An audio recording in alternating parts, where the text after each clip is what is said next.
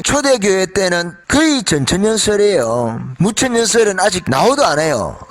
무천연설 같은 건 없어요. 거의 250년 동안에 250년 이상. 어거스틴 이전에 티코니우스라는 그 사람이 나오면서 비유풀이에 들어간단 말이에요. 신플라톤의 영향을 지대하게 받았겠죠. 비유라는 것은 그렇거든요. 일종의 신플라톤이나 플라톤주의자들에게는 이 세상도 하나의 허상에 불과할 수가 있거든요. 실제는 따로 있다는 거예요. 실제는 그러니까 이원론이죠. 저쪽 세계가 실상이라는 거예요. 뭐 여기 화장지가 있는데 이 화장지는 그냥 눈에 보이는 것일 뿐이고 화장지라는 실제의 관념적인 세계가 있다는 거예요. 그 관념적인 세계가 실상이라는 거예요. 좀 비약이된 측면이 있지만은 잘 들어보면 성경하고 너무 비슷하잖아요. 성경에도 보이지 않는 세계가 있고 보이는 세계가 있잖아요. 보이지 않는 세계가 보이는 세계를 만들었다는 거잖아요. 보이지 않는 세계가 진짜 세계고 보이는 세계는 가짜는 아닌데 보이지 않는 세계보다는 열등한 세계처럼 성경에는 그렇게 말하고 있지 않는데 그런 측면에서 유사하다는 거예요. 하나님이 계신 세계하고 인간이 사는 세상이니까 저기 하나님께서 만드신 자가 계신 그 세상, 목수라고 할까요? 예수님의 아버지가 목수 요셉이지만은 진짜 예수님의 아버지는 누구십니까? 세상을 만드신 목수 여호와 하나님이시죠. 집마다 지은 이가 있으니 만물을 만드신 이는 하나님이시라 그러잖아요. 이 만물을 만드신 목수, 이 만물의 목수 대신 여호와 하나님께서 만드셨잖아요. 그런데 로마 철학이나 히랍 철학, 헬라 철학이죠. 이 플라톤 철학과는 차이가 납니다. 기독교라는 것은 다른 거예요. 물질 세계라고 해서 악한 세계가 아니에요. 플라톤의 철학에서는 물질 세계는 악한 세계죠. 그렇지만 성경에는 그렇지 않다는 거예요. 만물이 다 원래 하나님께서는 선하게 만드셨다 이 말이에요. 플라톤 철학은 타락한 세상만 보는 거예요. 하나님께서 원래 만드신 그 세상 원형, 이 창조하신 선하신 하나님께서 보시기에 좋았더라고 말씀하신 첫째 날부터 여섯째 날까지 만드신 그 세상에 대해서는 플라톤 철학에서는 설명이 안 되는 거예요. 기독교와가 다르죠. 이 만물이 보이지 않는 세계로 넘어가는 것이 이 만물의 목적이 아닌 거죠. 하나님께서 이 만물 안에 들어오시는 것이 기독교 신학의 목적입니다. 하나님께서 이 만물을 새롭게 해서 이 만물 안에서 하나님이 만물을 다스리시고자 하는 것이 하나님의 형상인 인간과 함께 인간을 대리자로 세우시면서 인간을 상속자로 만물의 후사로 세우시면서 이 만물을 하나님께서 다스리시는 것, 이 만물 안에서 플라톤 철학에서는 이해할 수가 없는 거죠.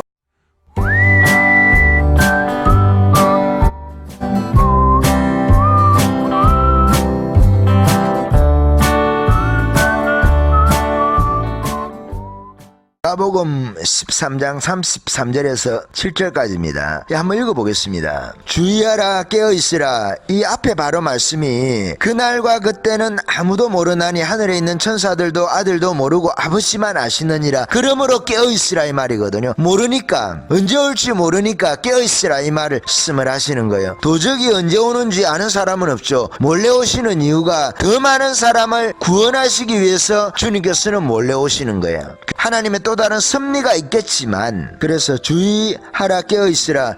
때가 언제인지 알지 못함이니라. 가령 사람이 집을 떠나 타국으로 갈 때에 그 종들에게 권한을 주어 각각 사물을 맡기며 문지기에게 깨어있으라 명함과 같으니, 그러므로 깨어있으라. 집주인이 언제 올는지, 혹 저물 때일는지 밤중일는지 다 굴 때일는지 새벽일는지 너희가 알지 못함이라. 그가 호련히 와서 너희의 자는 것을 보지 않도록 하라. 깨어있으라. 내가 너희에게 하는 이 말이 모든 사람에게 하는 말이니라. 이렇게 하면서 예수님께서 미리 내가 너희에게 일렀느니라 이런 말씀도 하시면서 모든 사람에게 이 말씀은 하는 말씀이다, 모든 사람에게 하시는 말씀이다, 이런 말씀을 하시는 거죠. 마태복음 24장 25절에는 이런 말씀이 있습니다. 거짓 그리스도들과 거짓 선지자들이 일어나 큰 표적과 기사를 보여 할 수만 있으면 택하신 자들도 미혹하리라. 보라, 내가 너희에게 미리 말하였노라. 미리 말씀하셨다는 거예요. 큰 환난에 대해서 미리 말씀하셨다는 것이고, 또 하나는 거짓 그리스도들과 거짓 선지자들을 통해서 여러가지 미혹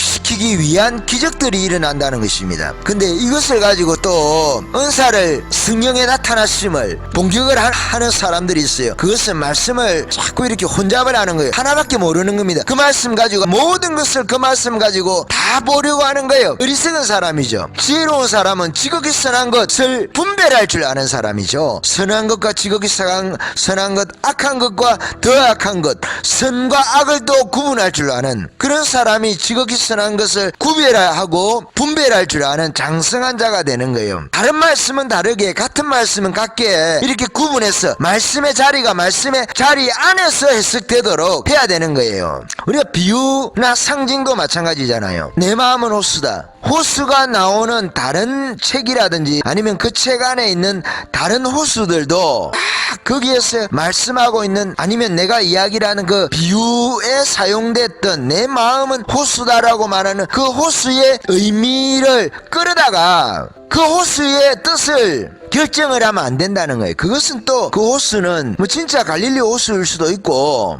사해도 바다지만 어떻게 보면 큰 호수잖아요. 바다처럼 큰 호수니까 그냥 바다라는 이름을 붙인 거 아니겠어요. 그러니까 그런 호수, 실제로 호수일 수 있는데 아니면 호수를 또 다른 원관념을 나타내기 위한 보조수단으로 보조관념으로 사용할 수도 있는 거예요. 그러면 그 문맥 안에서 그 본문 안에서 그 의미를 찾으면 되는 거단 말이에요. 이거는 기본적인 이야기죠. 근데 이 기본적인 이야기를 해야 하는 경우가 있더라는 겁니다. 잘못된 결부의 그 고리를, 선을, 연결고리를 끊기 위해서. 그러니까 이걸 자꾸만 진화론자들이 진화의 고리를 찾지 않습니까? 고리가 없는 것인데 하나님께서 원래 종류대로 이렇게 만드셨는데 인간은 인간대로, 강아지는 강아지대로, 양은 양대로, 염소는 염소대로, 소는 소대로, 고래는 고래대로, 상어는 상어대로, 정갈은 정갈대로, 뱀은 뱀대로, 하나님께서 악어는 악어대로, 다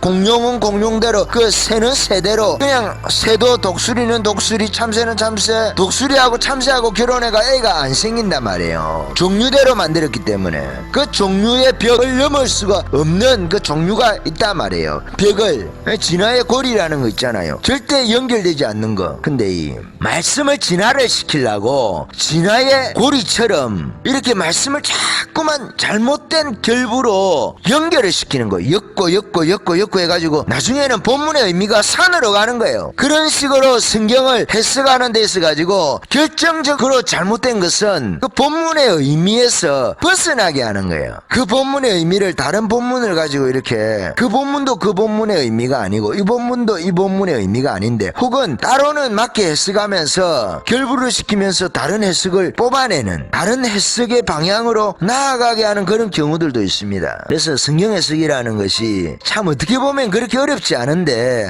어렵게 하는 사람들이 문제인 거예요. 어렵게 하면서 그것을 쉽다고 말을 하는 거예요. 그것이 완전한 해석이라고 이야기를 하는 거예요. 100%의 해석이라고 이야기를 하는 거예요. 환란을 완전히 통과한다고 주장하는 공중재림하고 지상재림하고 두 개를 일치시켜버리는 거예요. 공중에서 재림하시자마자 주님 지상으로 바로 오신다는 거죠. 이런 주장들도 타당하지가 않은 거예요. 그러면 버려둔다는 의미가 없잖아요. 땅에 남아있어야 되는데 버림받는 게 아니잖아요. 그렇게 하면 바로 주님 오시는데 상식에 맞지 않는 이야기를 하면서 그에 대한 과도한 확신, 그것은 성경 말씀에 대한 확신이라고 보기는 어려워요. 자신에게 썩는 거죠. 자신을 과도하게 대단하게 생각을 하는 거죠. 과도하게 역사적으로 해석하지 못한 문제들을 자기가 다 푼다고 그렇게 생각을 하기 때문에 그렇지 않으면은 그런 해석을 하면서 이 논리에 맞지 않거든요. 무슨 이야기를 할 때 뭐 성경 말씀에도 맞아야 되지만은 우리들이 이야기를 하는 데 있어 가지고 기본적인 논리라는 게 있잖아요. 우리가 신학을 하든 아니면 목회를 하든 아니면 기독교 철학을 하든 그 안에서 논리는 있어야 되거든요. 어느 정도의 논리는 있어야 된다는 거예요. 논리에 맞지 않는 이야기를 하면서 그것이 마치 논리인 것처럼 하면 안 된다는 거예요. 지금 여기서 이제 중요하다고 해야 될까요? 이 문제가 도출되게 된 원인은 이겁니다. 누구나가 다 궁금해하고 누구나 다 한번 이 문제는 한번 풀어봤으면 하는 그런 신학적인 그 도전 그 과제가 있습니다. 전천연설을 믿는 뭐 신학자든 목회자든 누구든지 간에 상관없이 이 문제를 풀어야 한다 하는 그 과제가 있어요. 수학에도 그런 게 있다면서요. 풀 수 없는 문제, 그 천재가 출연해가지고 그 문제를 풀면 뭐 대단하다고 할 수 있는 그런 문제가 있나 봐요. 그런 것처럼 이 전천연설을 믿는 자들에게도 무천연설이 그 공개가는 문제가 있어요.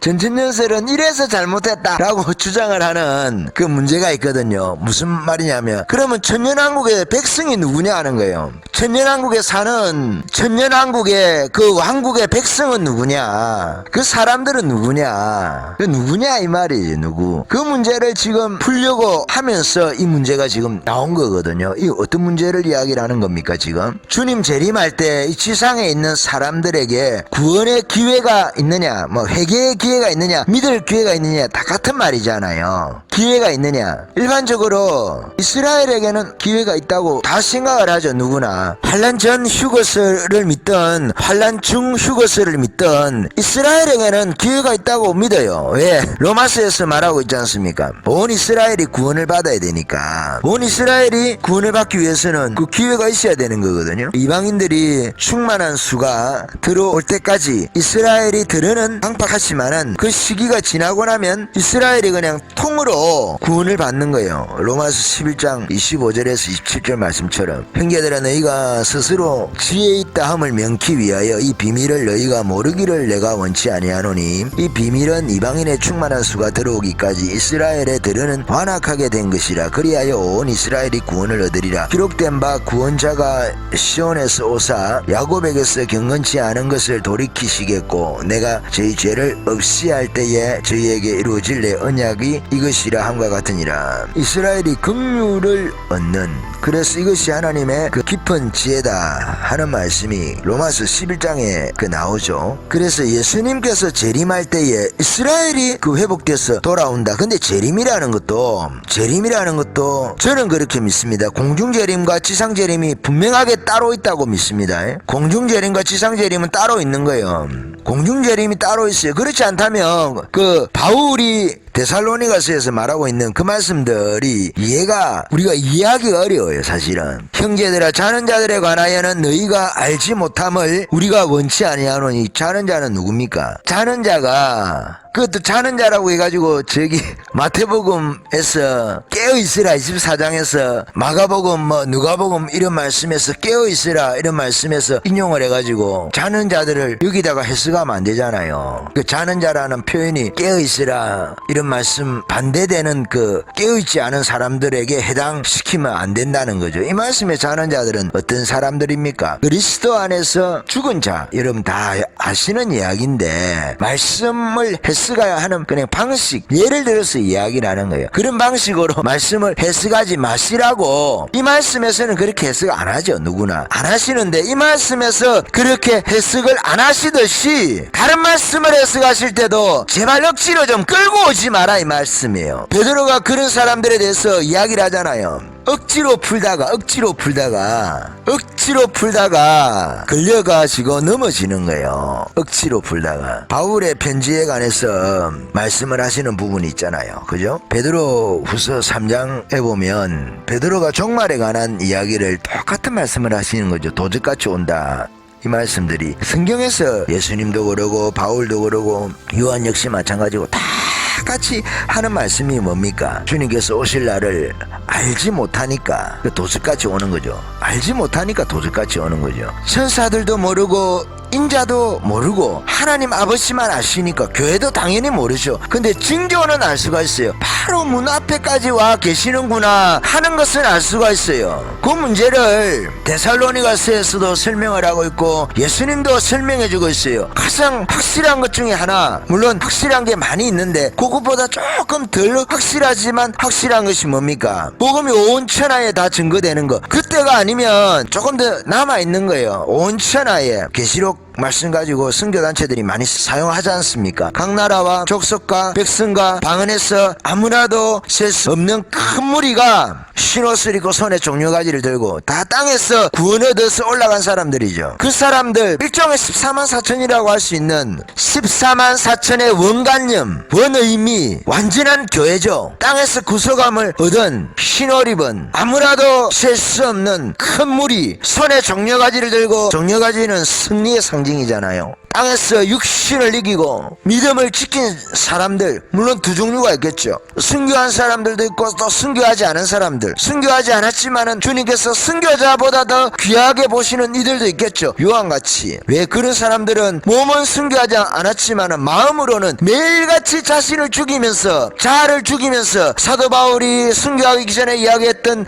말씀처럼 내가 날마다 죽노라, 내가 죽어서 예수의 복음을 증거하는 거예요. 죽은 자들을 살리기 위한 불세례, 자신이 죽어서 타인을 살리는 거예요. 어린 영혼들을 살리는 이 일을 한 사람들, 셀 수 없는 그 무리에 들어가 있는 거예요. 제단 앞에서 부르짖는 사람들 있잖아요. 6번째 인에 나오는, 아니죠. 6인 중에 5번째 인에 나오는 제단에서 우리 피를 신원해 주세요라고 기도하는 하나님의 성전이라고 할 때 하늘나라가 그 성전에서도 특별하게 주님께 탄원을 올릴 수 있는 순교자, 피를 흘린 자들, 신원, 그 피가 진짜 붉은 피도 의미할 수도 있고, 혹은 매일같이 예수 믿음으로 인해서 억울한 일을 당하고 예수 믿기 때문에 피해를 보고 예수 믿기 때문에 가산이 압류가 되고 이런 자들을 다 포함할지도 몰라요. 그러나 일단 본문의 의미는 직접적인 순교자를 의미한다, 이렇게 보면 되겠죠. 하나님의 성전, 하나님의 나라에는 그 두 종류의 사람이 있는 거죠. 철저하게 헌신하면서 살았던 사람, 조금 덜 헌신됐지만 예수 그리스도의 은혜로 인해서 구속함을 입은 자들도 있습니다. 베드로가 이런 이야기를 합니다. 그러므로 사랑하는 자들아, 너희가 이것을 바라보나니 주 앞에서 점도 없고 흠도 없이 평강 가운데서 나타나기를 힘쓰라. 또 주의 오래 참으심이 구원이 된 줄로 여기라. 우리가 사랑하는 형제 바울도 그 받은 지혜대로 너희에게 같이 썼고 또 그 모든 편지에도 이런 일에 관하여 말하였으되 그 중에 알기 어려운 것이 들어 있으니 무식한 자들과 굳세지 못한 자들이 다른 성경과 같이 그것도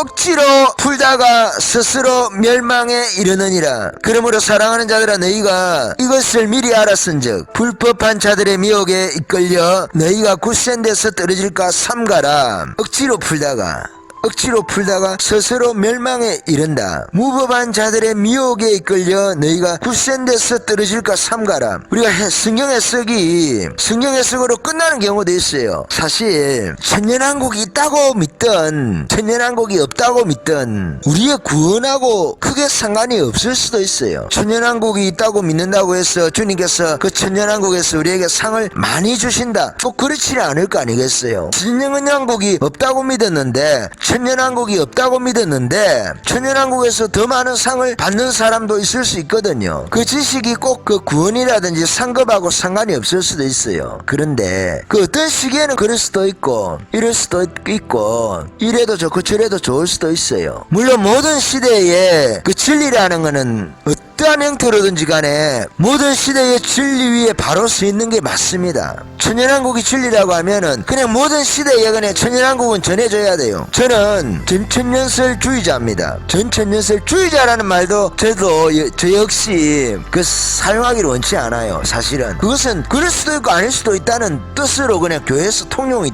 되는 거거든요. 전천년설이라 하면 그러면은 무천년설도 맞을 수 있고 전천년설도 맞을 수 있고 이런 뜻이 있잖아요. 사실은 이제 전천년설에 반대되는 이야기는 후천년설이겠죠. 전후잖아요, 그죠? 전천년설이니까. 그런데 무천년설에 반대되는 말은 사실은 지금 신학적 입장에 있어가지고는 전천년설이거든요. 전천년설이 무천년설에 반대되는 개념이다 말이에요. 그런데 그 용어가 불분명하잖아요. 용어가 천년설의 지금 핵심적 논쟁은 뭡니까? 후천년설은 이제 없어졌어요. 논쟁에서 낄 수가 없어요. 터무니가 없기 때문에 역사적으로 그건 아닌 것 같다고 거의 교회가 합의를 거의 한 상태예요. 합의해서 그 파기환송을 파기환송이라고 해야 될까요? 파기라고 해야 될까요? 파기시킨 거예요. 파기. 대법원에서 고등법원에서 이렇게 올라가면은 이거는 아니다 새로 해라 할 때는 파기환송을 하잖아요. 환송이지만 실제적으로는 파기거든요. 그게 그런 뜻에서 파기환송이다 이 말이에요. 파기죠. 파기. 부처연설은 파기가 된 거나 마찬가지예요. 그러면은 살아남은 게 지금 어거스틴을 중심으로 해서 무천연설하고 오순절주의가 바로 하면서 은사주의와 함께 일어났던 것이 이 전천연설이거든요. 전천연설. 뭔가 이렇게 역사적인 맥락에서 좀 유사성이 있어요. 이 초대교회 때는 거의 전천연설이에요. 무천연설은 아직 나오도 안 해요.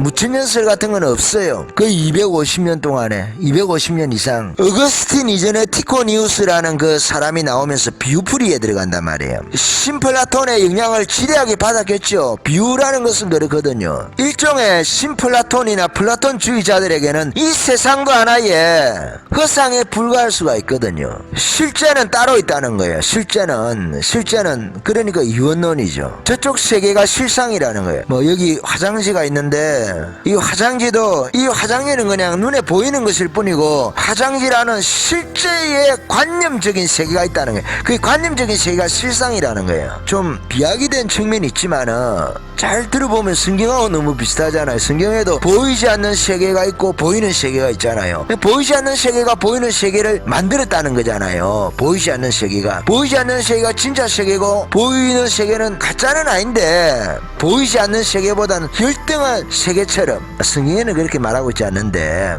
그런 측면에서 유사하다는 거예요. 하나님이 계신 세계하고 인간이 사는 세상이니까 저기 하나님께서 만드신 자가 계신 그 세상, 목수라고 할까요? 예수님의 아버지가 목수 요셉이지만은 진짜 예수님의 아버지는 누구십니까? 세상을 만드신 목수 여호와 하나님이시죠. 집마다 지은 이가 있으니 만물을 만드신 이는 하나님이시라 그러잖아요. 이 만물을 만드신 목수, 이 만물의 목수 대신 여호와 하나님께서 만드셨잖아요. 그런데 로마 철학이나 히랍 철학, 헬라 철학이죠. 이 플라톤 철학과는 차이가 납니다. 기독교라는 것은 다른 거예요. 물질 세계라고 해서 악한 세계가 아니에요. 플라톤의 철학에서는 물질 세계는 악한 세계죠. 그렇지만 성경에는 그렇지 않다는 거예요. 만물이 다 원래 하나님께서는 선하게 만드셨다 이 말이에요. 플라톤 철학은 타락한 세상만 보는 거예요. 하나님께서 원래 만드신 그 세상 원형, 이 창조하신 선하신 하나님께서 보시기에 좋았더라고 말씀하신 첫째 날부터 여섯째 날까지 만드신 그 세상에 대해서는 플라톤 철학에서는 설명이 안 되는 거예요. 기독교와가 다르죠. 이 만물이 보이지 않는 세계로 넘어가는 것이 이 만물의 목적이 아닌 거죠. 하나님께서 이 만물 안에 들어오시는 것이 기독교 신학의 목적입니다. 하나님께서 이 만물을 새롭게 해서 이 만물 안에서 하나님이 만물을 다스리시고자 하는 것이 하나님의 형상인 인간과 함께 인간을 대리자로 세우시면서 인간을 상속자로 만물의 후사로 세우시면서 이 만물을 하나님께서 다스리시는 것, 이 만물 안에서 플라톤 철학에서는 이해할 수가 없는 거죠. 플라톤 철학에도 일자가 나옵니다. 만물의 원인으로 넘어가면 일자가 나오잖아요. 탈랐습니까? 텔레스입니까? 만물의 원인을 물로 보는 아리스토텔레스는 수증기로 봤죠. 만물의 원인을. 만물의 원인의 원인. 땅은 물에서 나오고 물은 또 어디서 나오겠까? 이런 거 있잖아요. 나무는 땅에서 났다. 땅은 또 물에서 났다. 물은 또 어디서 나올까? 이런 거 있지 않습니까? 베드로가 이야기를 하는 만물은 베드로가 이야기를 안 해도 만물은 무엇으로 만들어졌습니까? 기본 형질은 물이죠. 물은 하나님께서 세상을 지으시기 전에도 물은 그냥 존재하는 거예요. 하나님이 계신 것처럼 그냥 물이 존재하고 있었단 말입니다. 창세기 1장이 그렇죠. 하나님의 신은 수면 위에 운행하시니라. 근데 그 수면은 어디서 나왔냐는 거예요. 수면은 그냥 수면이 있었던 거예요. 하나님께서 첫째 날에 빛이 있으라 하시기 전에 수면 위에 성령께서 운행하시고 여호와의 신이 운행하시고 그 수면 여호와께서 운행하시는 그 수면 만물을 원래 구성하기 위한 그 원질이라고 해야 될까요? 그것은 존재하고 있었다 하는 말씀을 드리는 겁니다.